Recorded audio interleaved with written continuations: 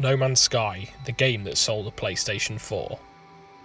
Many will think it foolhardy to purchase a console off the back of a single game, but it sometimes takes that one game to turn a nice to have into a must have.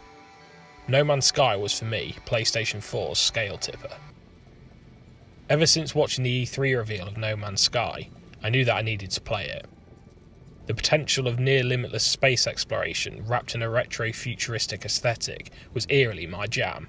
So much so that I was momentarily concerned that Sean Murray and the team had done some Black Mirror shit on me, extracting my brain juice to create my perfect game. It wasn't long before I snapped back to reality and cast this egocentric thought aside, but I was well and truly here for No Man's Sky. When No Man's Sky finally released, it was met with varied response. I've always been an apologist for the game, but its release was, quite rightly, disappointing for some.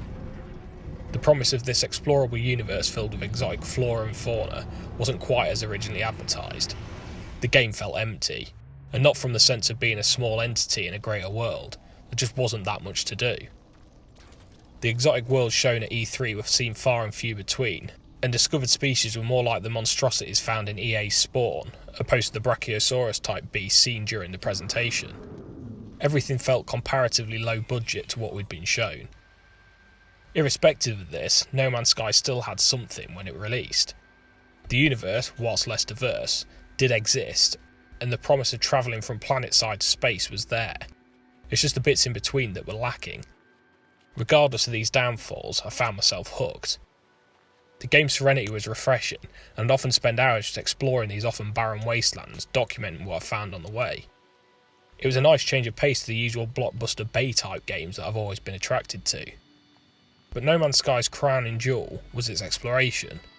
I never before experienced something quite like that of leaving a planet in my spaceship and taking to the stars in one seamless motion. It was mind-blowing.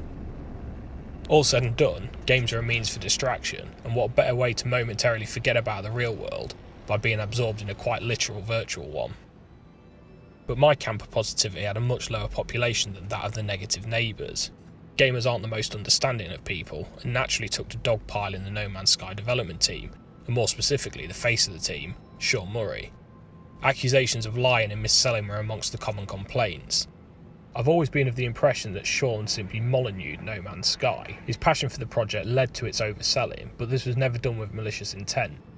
I believe that what was discussed during interviews was intended to be in the final game, but time simply got the better of the team. What followed after No Man's Sky release is evidence for this. Hello Games went quiet following the release, and some read that as them washing the hands of the game, but this couldn't be further from the truth. They could have quite easily picked up their tools and called it a loss with No Man's Sky, but they instead carried on crafting the game they'd always wanted to release. After Hello Games' short silence came an influx of updates for No Man's Sky, laying way to the best post-content support I've ever seen for a game.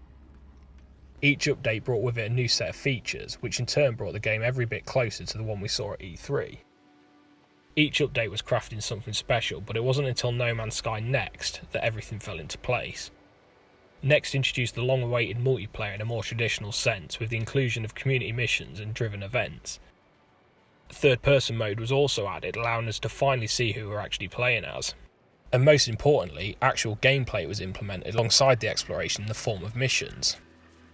But Hello Games didn't stop there. They kept moving forward, leading us to the eventual release of Beyond, an update that was a sequel in all but name. Beyond is No Man's Sky.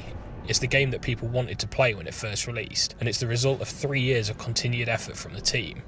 The comparison between No Man's Sky version 1 and Beyond is night and day, but the way it improves on every aspect of the experience whilst retaining what makes it special is a credit to the development team. No Man's Sky is evidence that developers do care about their games. It's often a hot topic of discussion that studios are only in it for the money, pushing out incomplete games and then selling extra content on top. Of course, people need money to live, such is the way we've built society. But this, I feel, is often a misguided view. Hello Games could have called it quits after the fallout of No Man's Sky's release, but they didn't. They instead hunkered down and put in the hours to turn it into the game that they'd set out to create in the first place. I'm very much against creators changing their vision because of an outspoken clique, but this was different. They wanted to create the game properly, and they did it all for free. No Man's Sky was always an incredible game to me, but the version before us has excelled in every way possible. yet somewhat ironically, I now play it less. Lack of time is an unfortunate byproduct of being an adult, at least not when you're the father of a child, but I still try to sneak in the odd hour or two of No Man's Sky as and when I can. And every time I return to it I get that same tingly feeling that I did when setting off into the night sky for the very first time. It's a game that I'll undoubtedly return to on the regular, just to soak in that feeling. It's my new happy place, and it's down to these reasons that I consider this a timeless classic.